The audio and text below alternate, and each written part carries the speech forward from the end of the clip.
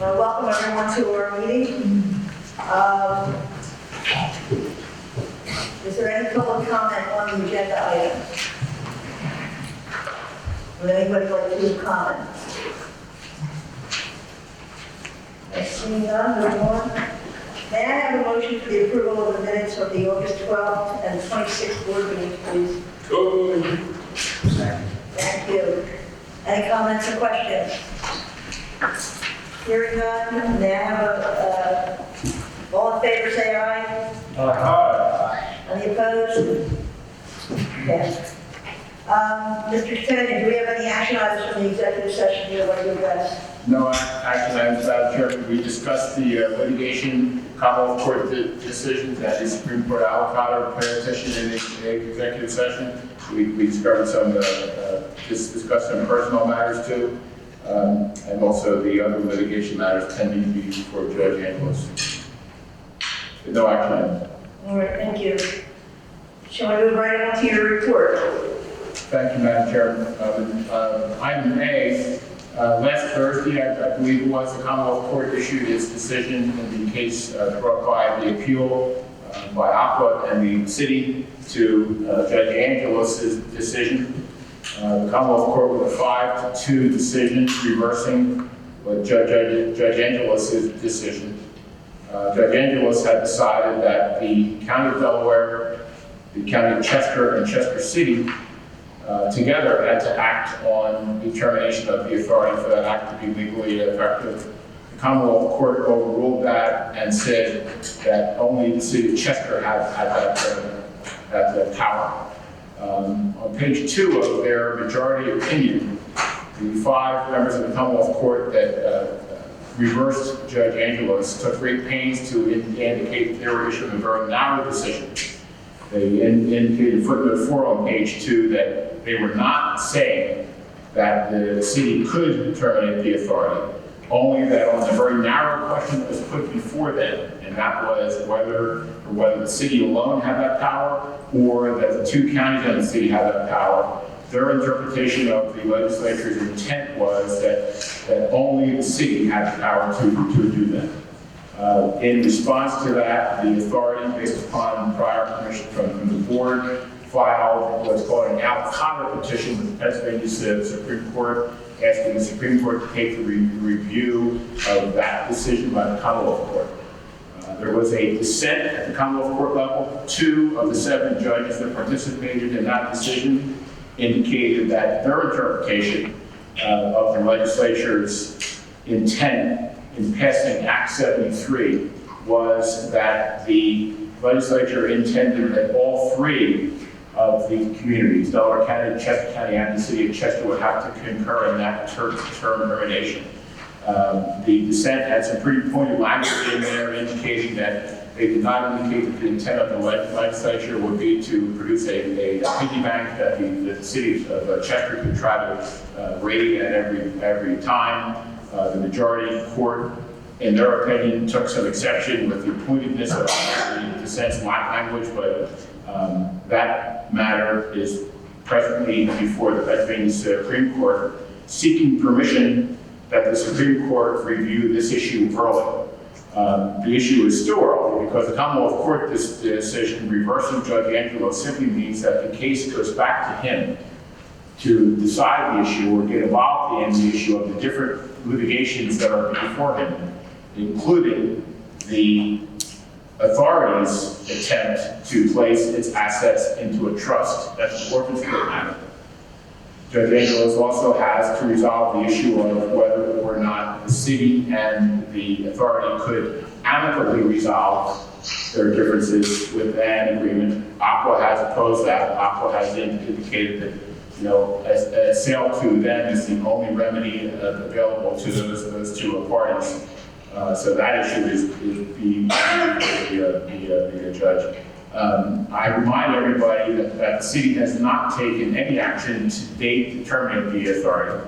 There was a lot of maneuvering going on in the spring and summer of 2020, and this matter came to a head And the appeal to the Commonwealth Court helped to calm the waters and let the court address those issues. And the authority is hopeful that the request of the Supreme Court to hear the issue now, before Judge Angelos gets back involved in the other cases, will be done so that we can resolve these issues expeditiously. So if there are no questions from the board, I'll report on some of the other ones before Judge Angelos. Anyone have any questions for Frank on this issue? So go ahead. Some of the other matters before Judge Angelos deal with Sunshine Act claims. There was an attempt by the city's prior council to get very much involved in the authority's operations and frankly restrict our ability to operate, trying to force us to the table and trying to force us to accede to their wishes. Frankly, in the litigation, it's often difficult to tell who is arguing the city's position, the city or Aqua or both. Sometimes Aqua argues the city's position, sometimes they don't, but it's just very, very odd. There are 22 or 23 active litigation matters, different kinds of appeals from orders and things. So frankly, the litigators that are representing the authority are hopeful that the Supreme Court will take up the issue now to cut down on the amount of time that is spent by the authority in time and resources on this issue and providing, we're asking them to provide a clear early path to help resolve it. If there are no questions, I'll proceed to my item C. Frank, I got a question. Yes, sir. Is there any litigation that comes from maybe the form of class action for the ratepayers or things like that to prevent this happening? Well, there are two other parties besides the authority that are involved in taking the position that the authority should not be sold, and also the position that if the authority was sold, that the money does not go to the city of Chester. One of those is Chester County. The Delaware County government simply said, I think in late 2020, that they were taking no position in this. They were going to let the litigants fight it out and figure out what happened after the court's ruling. They've not said anything in response to these Commonwealth Court cases or the authority's appeal, the out-of-court petition that we filed with the Supreme Court. Chester County has been much more vigorous, and their position has been very aggressive, and they have said that they do not believe that the authority should be sold, if the residents are happy with the service. But if it is sold, they've indicated that they will fight for their residents and make sure that they receive their share of whatever happens to the authority, whether it's an allocation of resources or an allocation of dollars. So they're actively in the case, supporting the Chester Water Authority's desire not to be sold, but if it is sold, they will have to see that at the table. I've heard some folks from Chester County often say that if you don't have a seat at the table, you'll be on the menus. I think that belief is evident by their active litigation posture in this. The other party that's very involved in the litigation is, I think it's maybe 6 or 7 individual residents that are not technically a class action, but they're promoting the interests of the residents. And they also are taking the position that they don't want the authority sold. They're fine with the service, they're fine with the rates, they're fine with the governance. But if it is sold, that they want to make sure that the resources that are out of the reservoir and part of the environment around the reservoir are preserved for all future generations of Pennsylvanians. And again, if there is a sale, that they would be entitled to the participate in the asset breakup or the disposition of it. So there are ratepayer groups involved, but not technically as a class action. Okay, so if I understand what you're saying, it's more saber rattling right now. They're just saying that's their position, but no litigation. Oh no, they're in active litigation. Their attorney wields the saber quite effectively, and very effectively, frankly. has made it clear to everybody, courts, fellow litigants, that they don't want it sold. They're quite clear that there are no radical. There's a lot of saber, I forget the right word, but, you know, she wills the saber very effective. Thank you. Last item to report on is the report on some of the documents that have been released by the DCED and the receiver. As a result of Megan Guernsey and her associates at the Conrad O'Brien Law Firm litigating the Supreme Court case where we had requested documents under the right to know law that we believed would show that there was a degree of cooperation and frankly collusion between private corporate interests and the government officials at the Department of Community and Economic Development, along with the Act 47 coordinators. That lo and behold, we're finding out that that's completely true.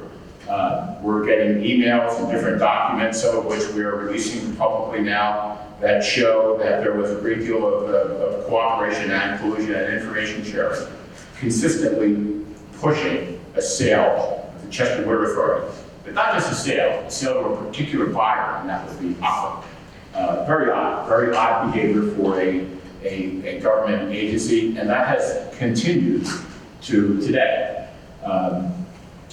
The different emails that we're releasing are usually released as part of our social media communication vehicle, but we are working on collating those, and a lot of those will now show up in litigation because it's very, very clear that the DCED has been doing one thing, trying to sell us through many, many avenues, and on the other hand, denying that.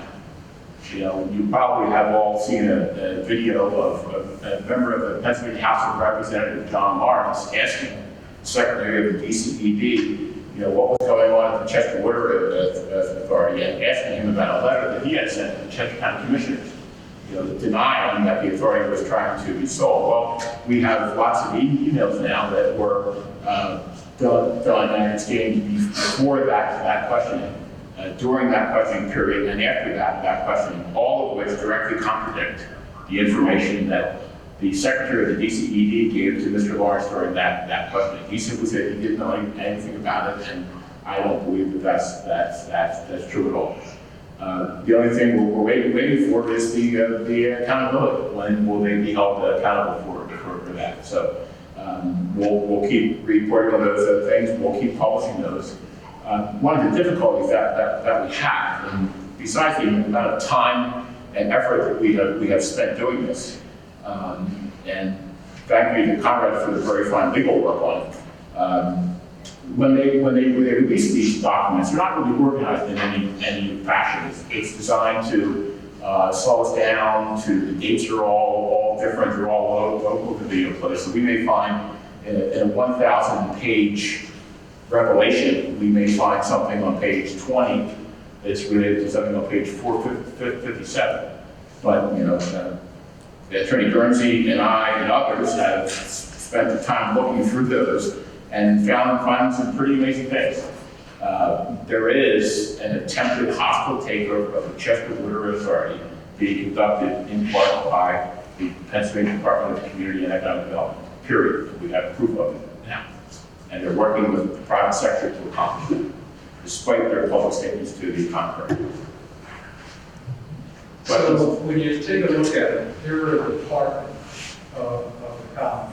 Yes. So I think most of us on board here have somewhat of an idea of how things work in government. And departments don't set policy.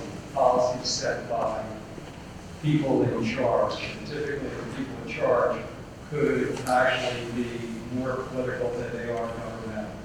So having said that, why would the DCED be taking this initiative on their own?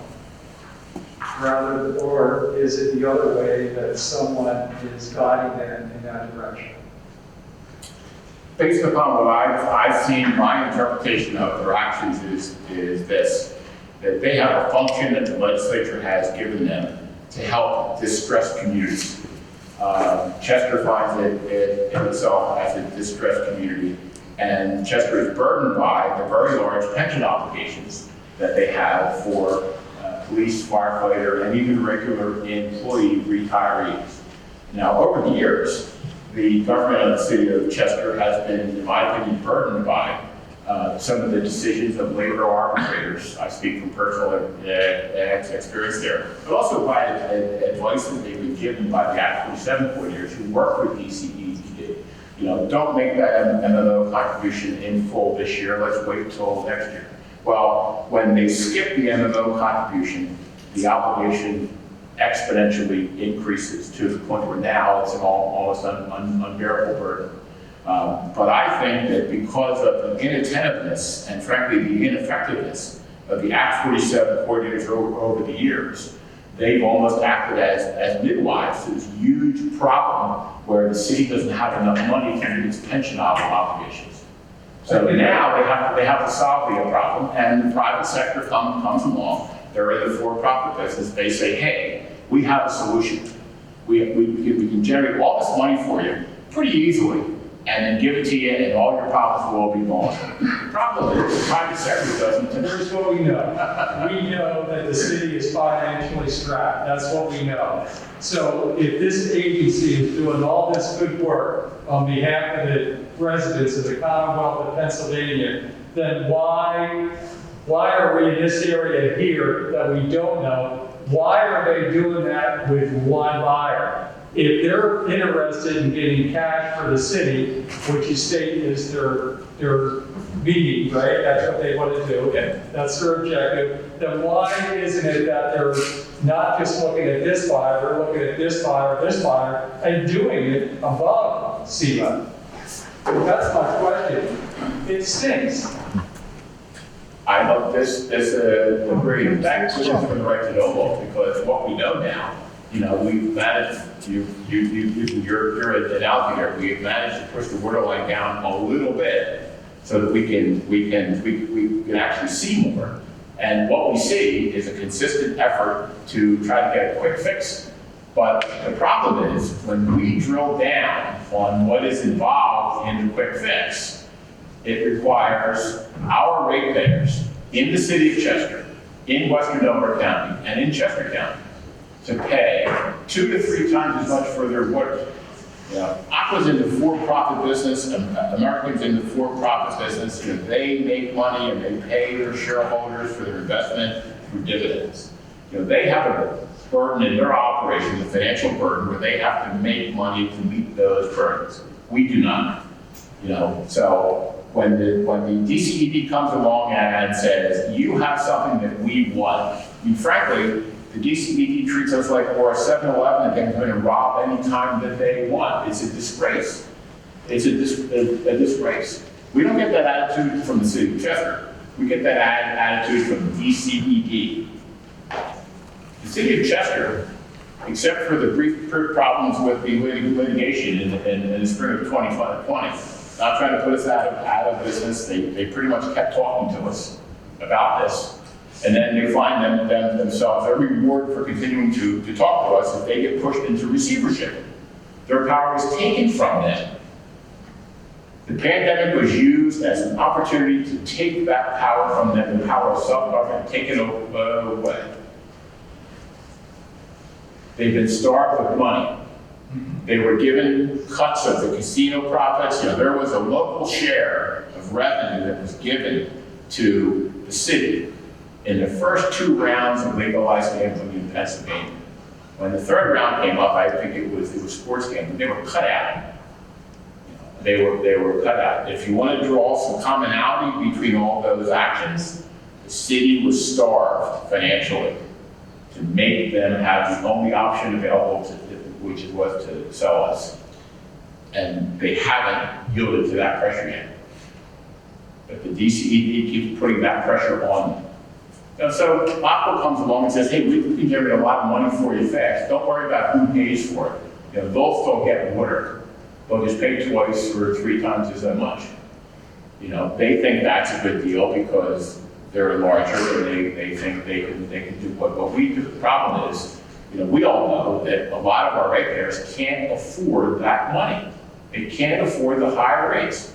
If the aqua increase goes through and they take over the operations in the city under the current census rules, almost 60% of the residential customers in the city won't be able to pay for their water. The EPA has a statistic that says that 2.5% of your income should be the cap on what your water utility bills are. And if those rates, the aqua rates, go into the city, 60% won't be able to meet that. What's the DCED doing? Operating below the water line. Except for our success under the right to know vote. But we'll keep at it. You know, the board has articulated many times its commitment to the rate payers. And our commitment to really making them understand what's going on here for real. But basically, DCED has been charged by the legislature to fix a problem that they haven't fixed.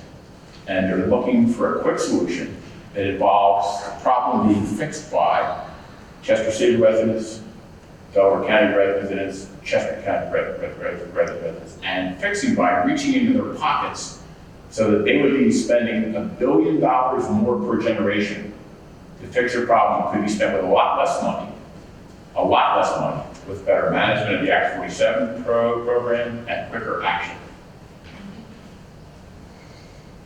That's my report. If there are any further questions. Yes? Yes, please. This Act 40, can you hear me? Yes. Act 47 goes back to, how far back does this go? So the Act 47 program started in 1995, and the way that it was initially structured is there were some early warning signs, and they usually involved around labor costs, usually police and firefighter labor costs, specifically pension costs. We're getting to the point where they were overwhelming the city's current ability to pay. I'm guessing now, but I think there would be between 7 and 10 communities in Pennsylvania that are in Act 47 status. I think almost all of them are third-class cities, where they have a shrinking real estate tax base or a shrinking amount of real estate tax ratables to support the obligations that these cities have inherited through collective bargaining agreements, usually not imposed by the courts, but imposed by labor arbitrators. Okay, that's just the second part to the documents released. The documents that you received in reference that shows proof that DCED is behind the scenes of doing it. How long did it take you to get the redacted part? I mean, you got the blackout. Then you got the ones that you actually saw. What was the time? What was the date? What time? 2, 3. Yeah. Between 2 and 3 years, and more than $1 million. That's a disgrace. It is. So breaking the community. Right.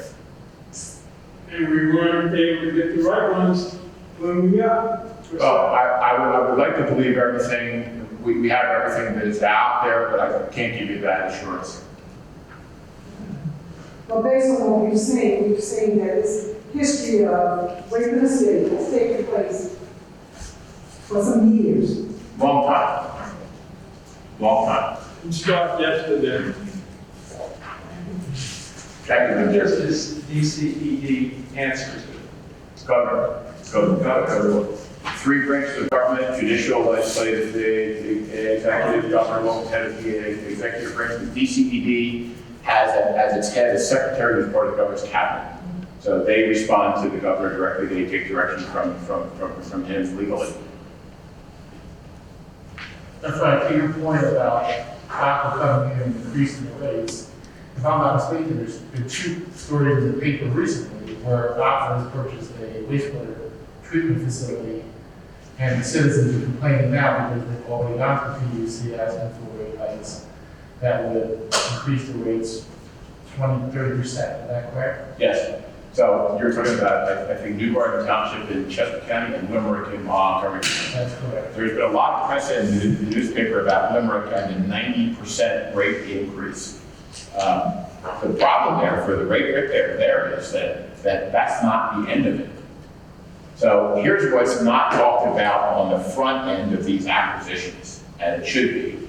And Representative Lawrence and Representative Sapi are both trying to get this information disclosed. And frankly, their colleagues in the legislature aren't allowing the bill to proceed. And that is, you get more financial information, more reliable financial information when you buy a house as to what the house really cost you for the truth in lending disclosures than these communities like New Brighton Township or Glen get or demand, under the current state of the law. But here's the reality. So if you have a region with a lot of municipal authorities and for-profits, the PUC has a policy that they always follow of raising the new municipal authority customers when they come into the for-profit utility, raising their rates to the for-profit utilities level. They have a policy of uniformity.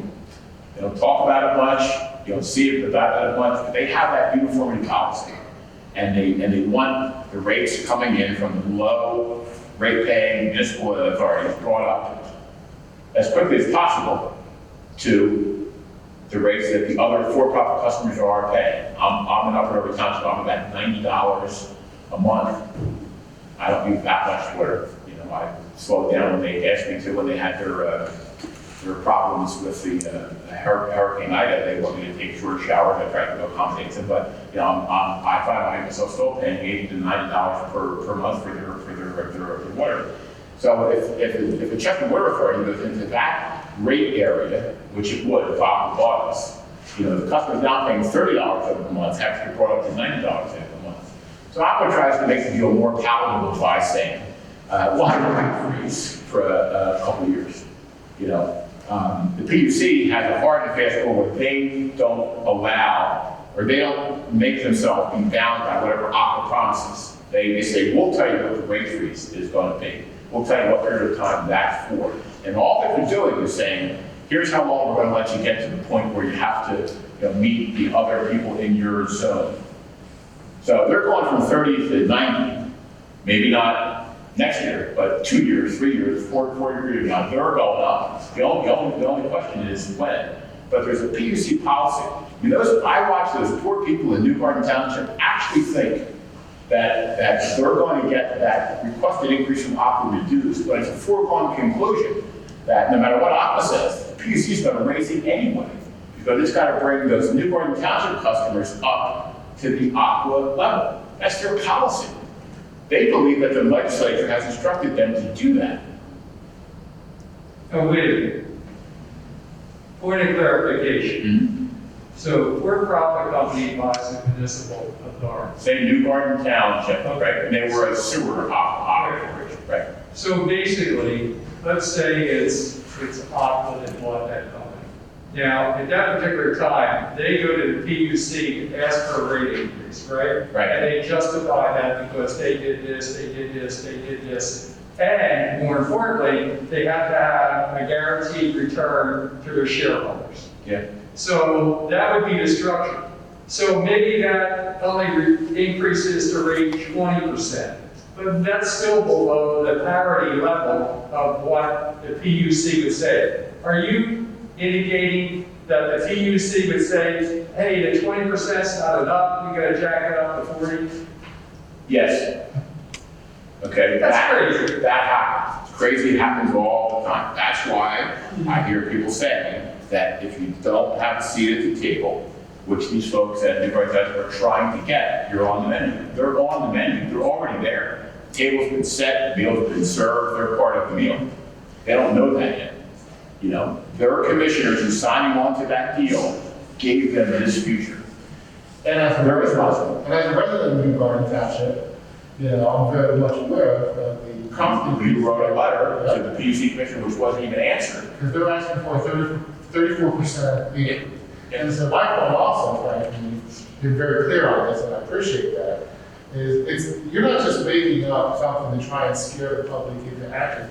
We're talking about recent history, where Aqua has recently gone to the PUC and asked for rate increases after representing that they weren't going to do that.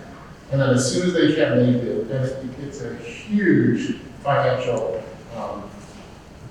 detriment to the city. Decisions are being made by elected officials without fully comprehending or even caring to comprehend or understand what their financial applications are. You know, they're making decisions for the residents who aren't at the table. The commissioners are there. They get a new building named after themselves, they get a new police station, they get a new road, and for a while, everything looks great. Then the bill comes. They don't pay the bill. They don't have to make a vote to raise taxes to pay for those things. You know, they already got the money, they already built it, and they may be out of office by then. But then the bill comes. And the people that weren't at the table are the meal.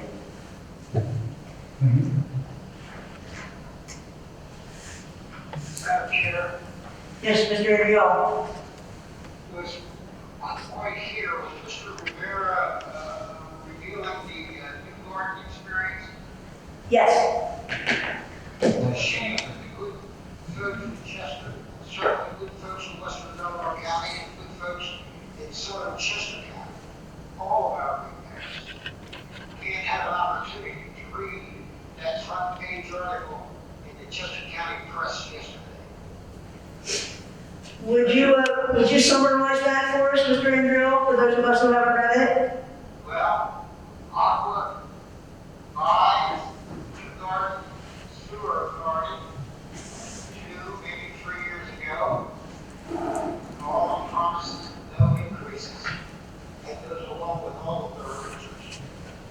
And now the good folks in New Garden are looking at a 34% increase in their sewer rates and a 17% increase in their water rates. And that's for 5 years, 10 years. This is going to be the last 2 or 3 years. That's the common pathway. That's the nature of which the thing is orchestrated. And that's what our good ratepayers and customers are looking at. Goes in that direction. Great article, front page of Chester County Press yesterday. The folks are protesting it. But once it's done, it's hard to protest. You're absolutely right. Thank you, Mr. Rivera, for passing that experience along. I mean, it's alive and well, no 5 years, no 10 years. I think the deal was just done in 17 or 18. It's just a couple of years. Thank you.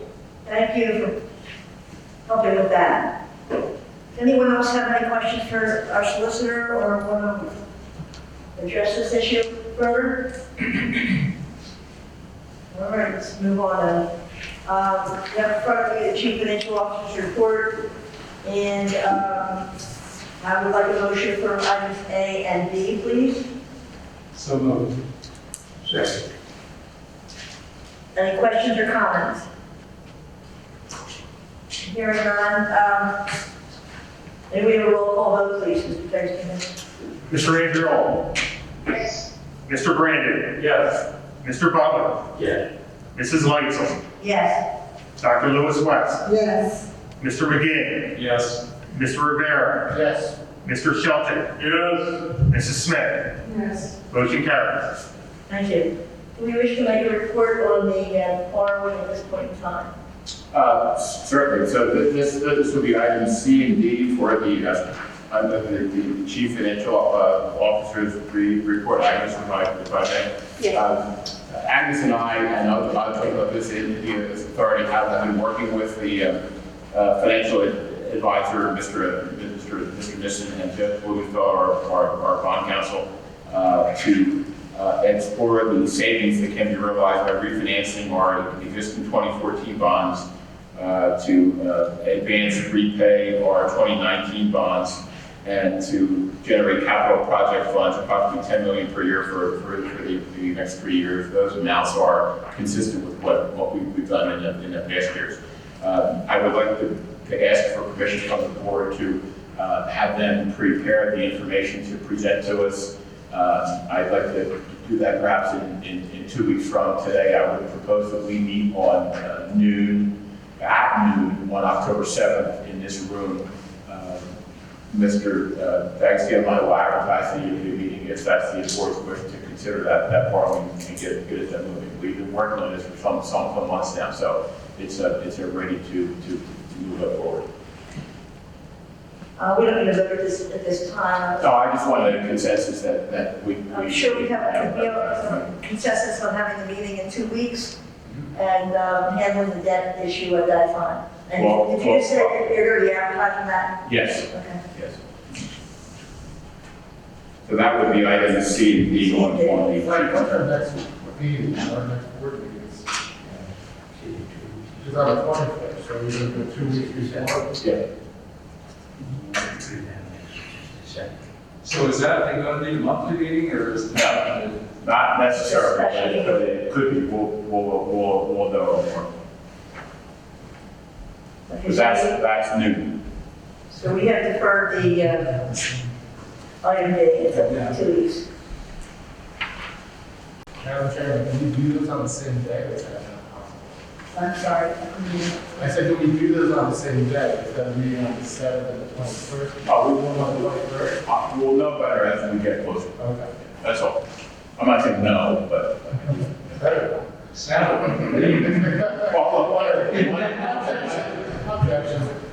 One of the issues that we have is that from time to time, we have to take actions on contracts for supplies, chemicals.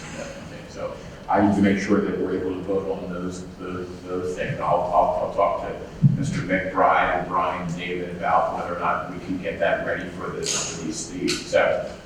So at this point, the next meeting is set for 7th. I think we will agree upon that. Mr. Mr. Smith, Smith? we're going to have some documentation prior to the meeting. I'll give you two things today, and then the rest of it prior to it, yes, certainly. But I'll give you two right when we're finished. Another time to move forward. Yes, sir. Yes, complicated stuff. Thank you. You want to refer me to the Director of Engineering report? Did you do A and B on number 8? We did. Okay, sorry. We did. We have the Director of Engineering report, items A through H. May I have a motion, please? Second. Thank you. Are there any questions or comments on any of these items? Madam Chair, Yes, sir, Mr. Andrew. just some information for the board. The estimated cost in 9H, the estimated cost for chemicals comes in at $2,370,000. This is a point of information to the board. I think last year the number was about $1,600,000 or $1,700,000. The year before that, it was about $1,100,000. My point is, in 2 years' time, it has doubled. So, we need to be mindful of that in our budgeting and manner in which we run their affairs. Thank you, Madam Chair. Thank you, sir. Anyone have any comments relative to that? Question. Yes, sir. Carl access system and the CW facility. What does it entail? I'm sorry, could you repeat the question? Yes. Oh, It entails updating our access to the building, which gives us information of when employees and who's in the building at the time. And it's an older system, so it's time to update it, and we're also going to include the plant and other facilities with the access program. In other words, we're talking about all of them. All properties, yes. Okay, thank you. Yep. Mr. McKeon, I just have a quick question. What Mr. Andrew brought up, is that a trend on these chemical contracts that is due to the pandemic and the unavailability of transportation, or is this the way it's going to be in your opinion? I think it's due to supply chain issues from the pandemic. Fuel prices obviously are up, everybody sees that.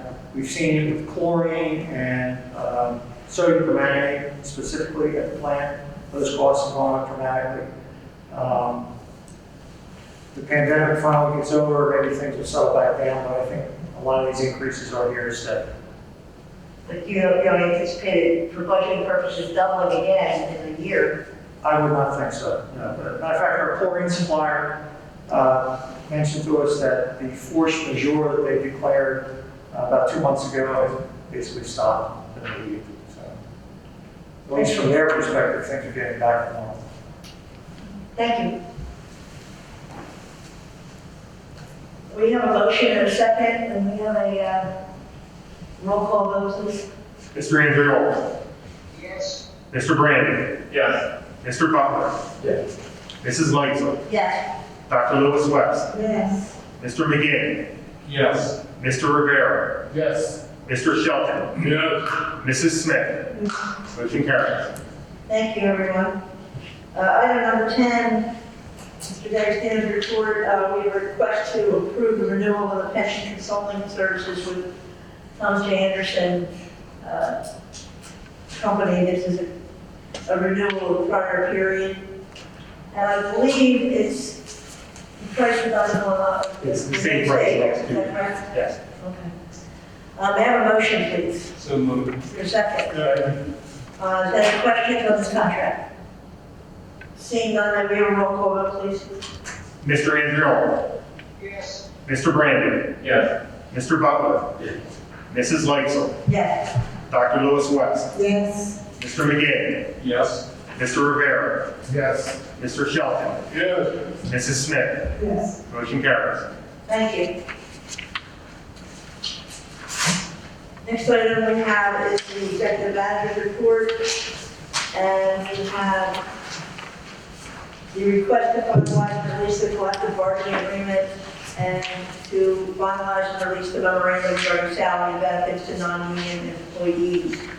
May I have a motion, please? Madam Chair, may I comment first?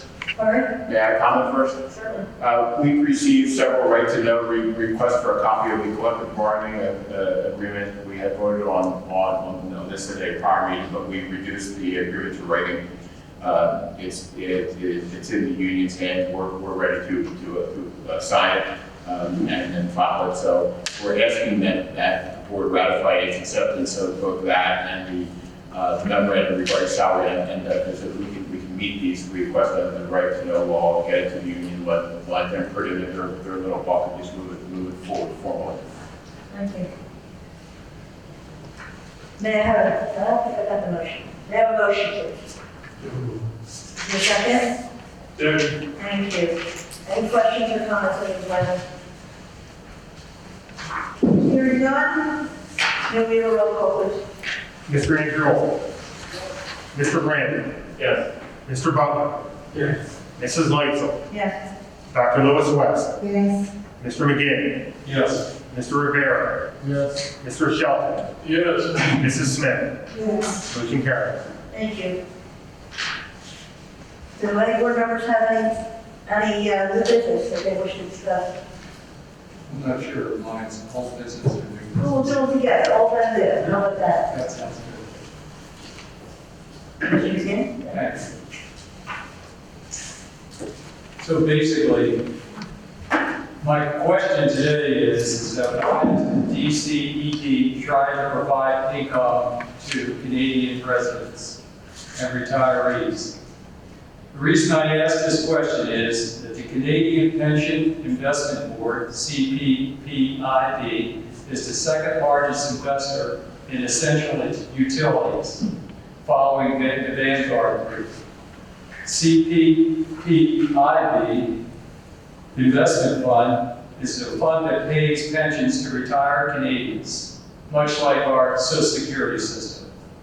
CPPIB's $750 million investment announced by Aqua on March 29, 2019, and closed on March 16, 2020 for essential utilities press release. CPPIB has an 8.82% share of Aqua, or essential utilities, owns over 21,661,995 shares. Total now is $1 billion. Pretty good investment for a couple of years, isn't it? So why is DCED asking residents of the city of Chester, Western Delaware County, and Southern Chester County to pay a lifetime of double and triple water rates to provide to secure pensions to Canadian citizens? So basically, getting back to our analogy, as far as the iceberg is concerned. Okay. So there's a lot that we don't know here, because we know that just from understanding an iceberg, more is happening underneath than there is on top. So today's focus is just going to be on one item, and it comes down to the money. So when we take a look at it, we say, okay, there's a for-profit company that wants to purchase a non-profit company. So basically, having said that, if they're going to have returns on investment, like Aqua has shareholders, their shareholders are guaranteed a return on investment, guaranteed. That's right, that comes right off the top. And it's in part of their request to the PUC as far as raising rates. We don't have to do that. Who do we have to answer to? We have to answer to the ratepayers.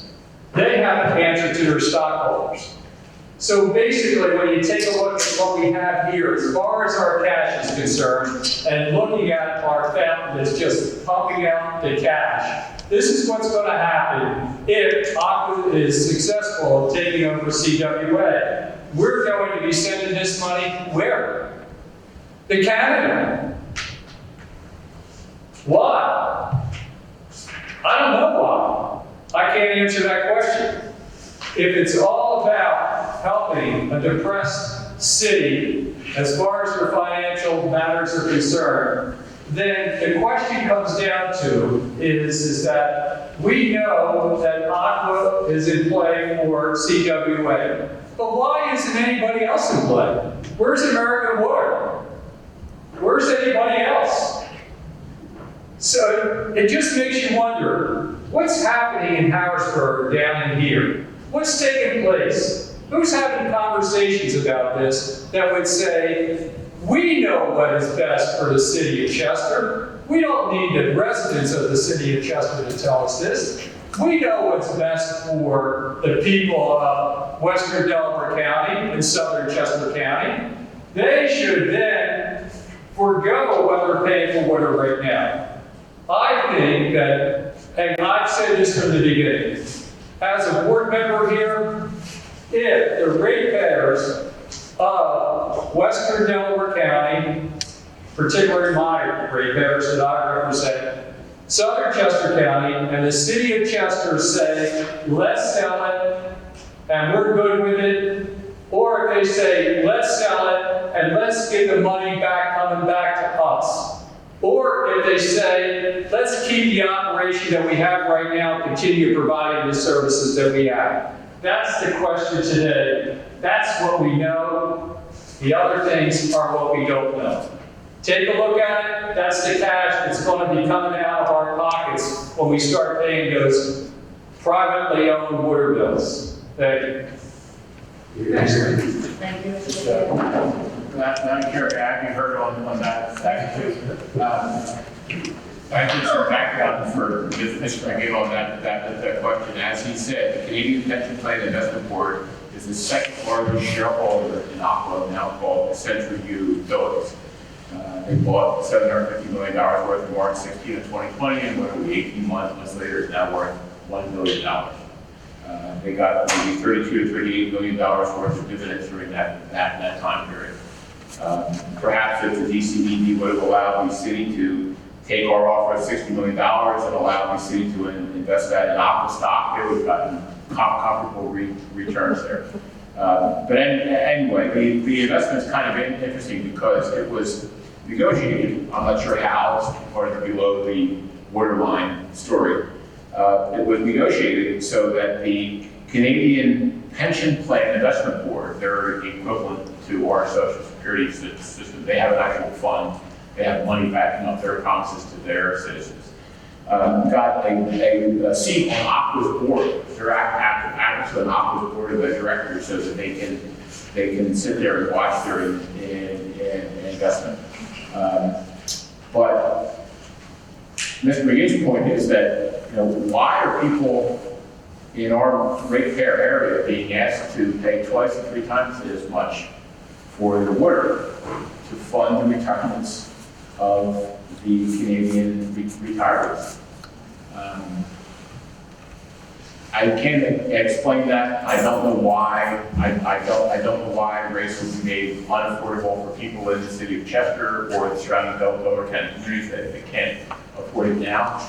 But the DCEPD seems to be focused on creating a spigot of cash that flows every day across our border, the northern border, into Canada to help the retirees.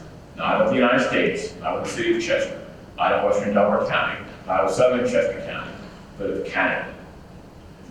So I got up today and I looked at the Inquirer online and I saw a news piece that, sorry we weren't able to get this, point out this spigot of cash is being constructed by DCED yesterday, but I saw that U.S. senators, both Pennsylvania senators, were praising David Cohen, former managing partner of Ballard Spark, former chief of staff to Ed Randell, praising him on his hearing on his nomination to be ambassador to, guess where, but Canada. He's the new ambassador to Canada. So we have 2 Pennsylvania senators praising him for that, saying things like, David understands the commitment you've got to have to work in public life. And they quote Ambassador nominee Cohen as saying that Canada is one of our most important allies and a partner for our economic prosperity and our national security. How is having people in our ratepayer area fund their pension plans, guarantee their income and pension security, going to accomplish the goal of economic prosperity in the United States? How is that helping our national security? It's just not. DCED should have to publicly answer for this policy. Why are they doing this? But it doesn't help anybody in our ratepayer area, and it doesn't help the Chester City government. They're pursuing the wrong remedy. Thank you.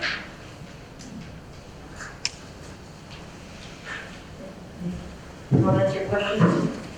Or either Mr. McGinn or Mr. Chang? No.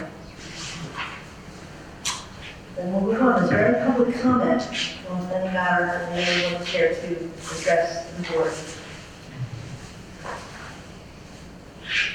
Seeing none, can I have a motion to adjourn the meeting, please? Madam Chair, Yeah, Mr. Andrew, yes, sir. is whole business. Yes, sir.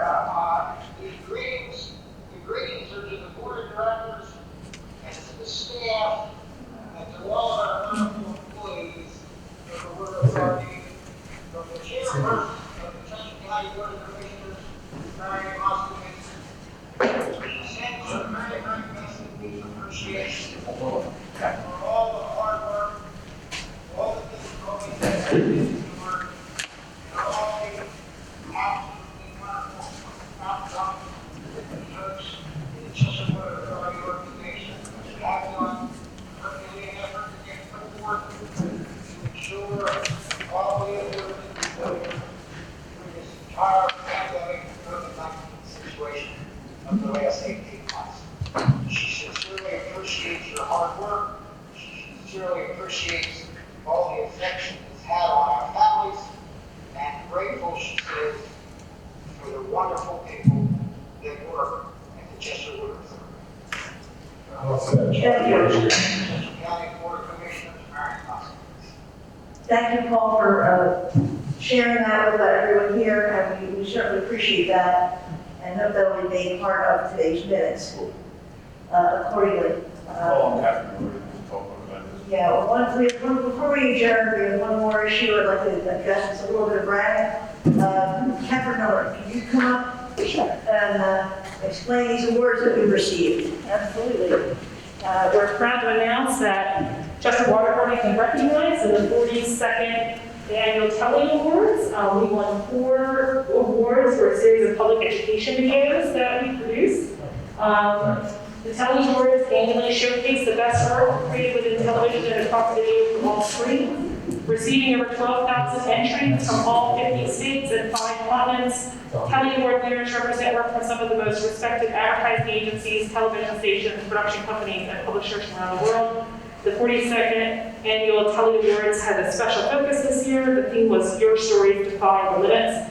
And so the 4 awards that Chester Water Authority won, for what the one video is called Water, It's All We Do, won the Bronze Telly Award for online commercials not-for-profit. Water Affordability won the Bronze Telly Award for online commercials public interest awareness.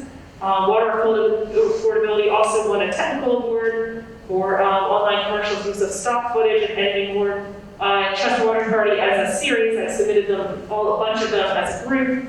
Won in the online commercials category, campaign not-for-profit for a series.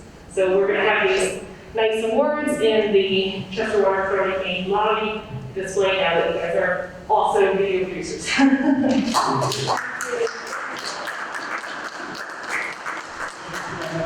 Thank you for all your hard work, and kudos to everyone involved with that. Yes, Mr. Kelly. We having the presentation. I'm sorry? My question is this.